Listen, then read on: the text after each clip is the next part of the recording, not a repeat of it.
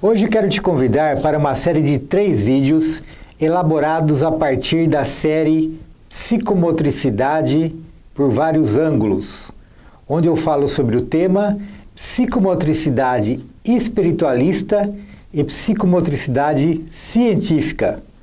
Vamos lá?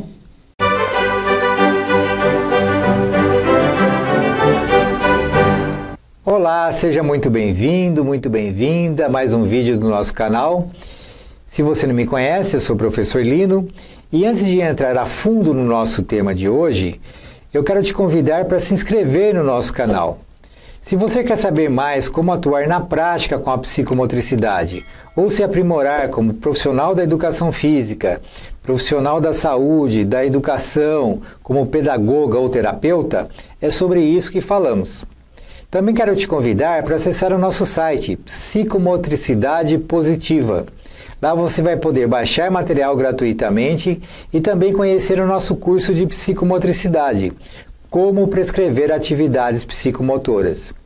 Então vamos lá ao nosso tema de hoje? E sempre a gente tem falado da questão mais teórica, mais conceitual, onde a gente provoca uma reflexão e depois nós falamos sobre a prática.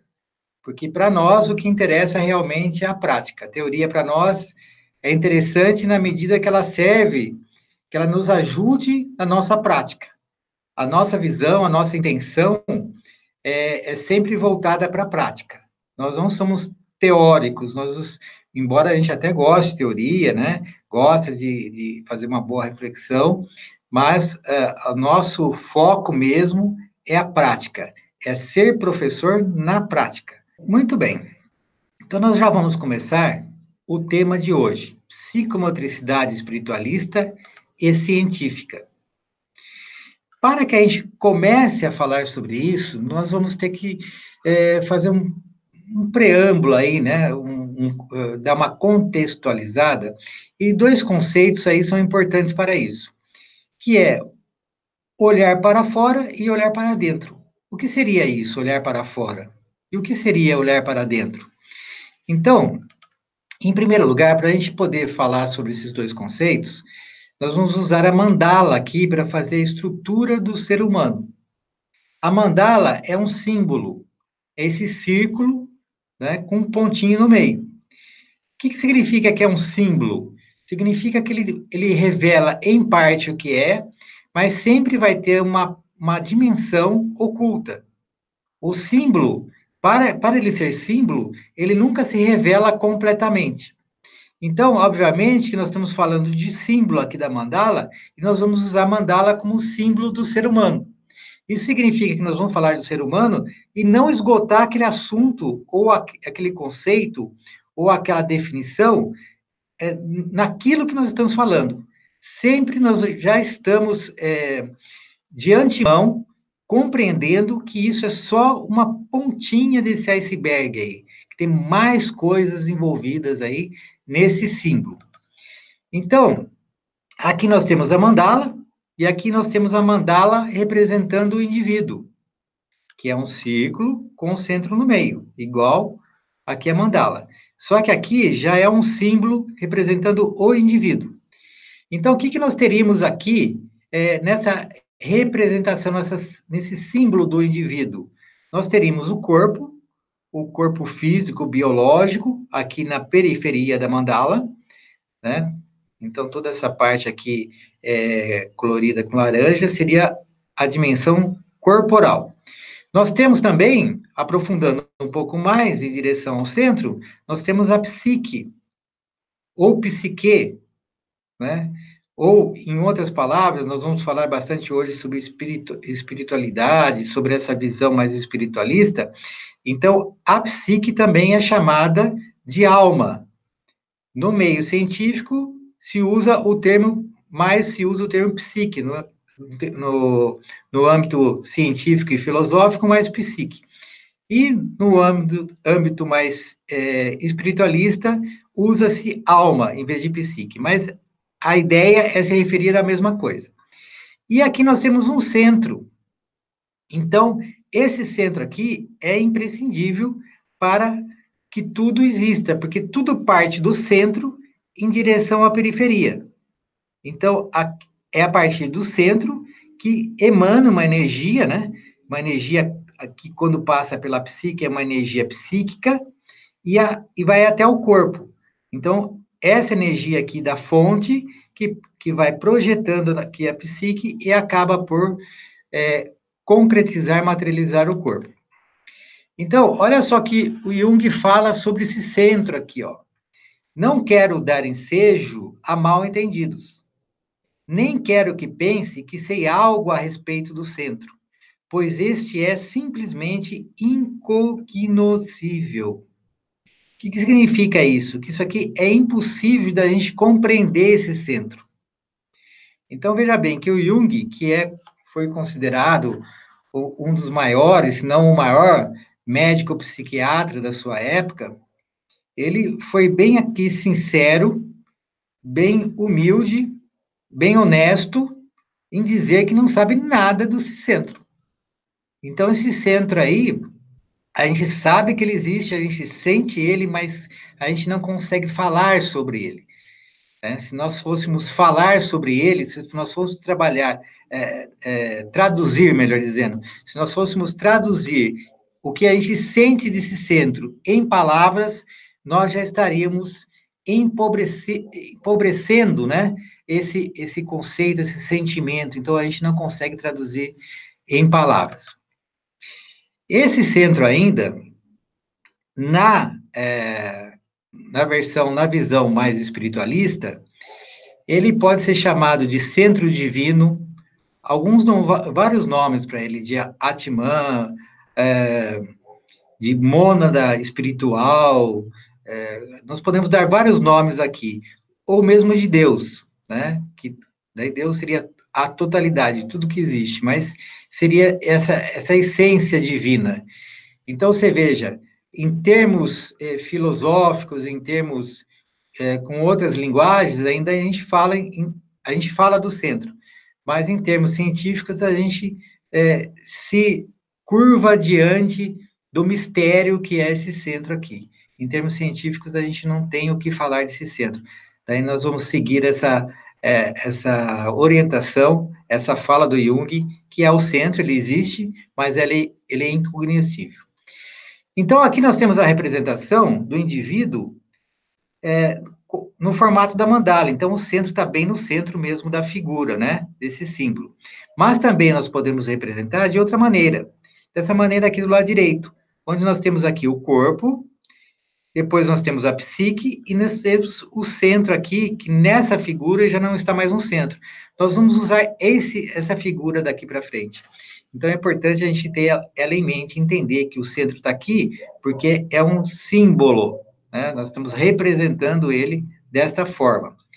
Então, nós temos o corpo, a psique e o centro. Então, vamos lá. Então, o que é olhar para fora e olhar para dentro? Voltamos lá. Então, nós temos aqui essa estrutura do indivíduo. Então, o nosso corpo humano, ele tem uma divisão bem clara entre o corpo e o mundo externo, que é um órgão que nós temos chamado pele, que ele divide bem o corpo do mundo externo. Então, quando nós estamos falando que nós estamos olhando para fora, nós estamos olhando para fora, é muito assim perceptível essa visão do corpo para fora. E dessa visão, quando nós olhamos para fora, o que nós vemos? O que se vê quando a gente olha para fora? Bom, nós vemos as outras pessoas, nós vemos os outros seres, os outros indivíduos, nós vemos, por exemplo, os animais, nós vemos a natureza. Então, por exemplo, os animais são outros indivíduos, mas são já de dos indivíduos animais. Por exemplo, a natureza também tem seus indivíduos, as árvores são considerados indivíduos. E nós temos o reino mineral também. Então, nós temos tudo que a gente olha para fora e a gente vê. E a gente vê mais coisas aí, por exemplo, coisas manufaturadas pelo homem. Então, prédios, carros, computadores, tudo isso que a gente vê, a gente, quando olha para fora, a gente vê. Esse ver, entre aspas, ele quer dizer, na verdade, não é ver só com os olhos, que a gente percebe com todos os nossos sentidos, mas a gente colocou aqui, entre aspas, para a gente está usando olhar, né, e ver. Então, quando a gente olha para fora, a gente vê todas essas coisas que nós acabamos de falar. E quando nós olhamos para dentro, o que nós vemos? Então, se a gente usar a mesma lógica aí que nós usamos da relação do indivíduo com o mundo externo, que é através do corpo, e tem esse limiar, que é a pele, que delimita bem o limiar entre o indivíduo e o mundo externo, através do seu corpo, né? Seu corpo biológico. Quando a gente olha para dentro, o que nós vemos? Nós não estamos falando só para dentro do corpo humano. Se nós olharmos para dentro do corpo humano, nós vamos ver todos os nossos órgãos, os sistemas que nós temos, os órgãos, depois as células, depois as células, as moléculas, depois essas moléculas, os átomos, e depois dos átomos, a gente começa a entrar no mundo subatômico. A hora que a gente entra no mundo subatômico, a gente vai se deparar aí com a antimatéria. A gente passa para uma outra dimensão, uma dimensão subatômica. Então, a gente entra em contato ali, internamente, com a nossa psique.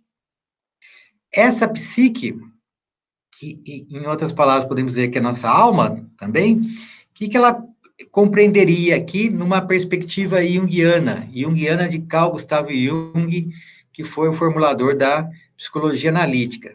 Nós temos aqui uma personalidade, né, que é aquele conjunto de características que são típicas da pessoa.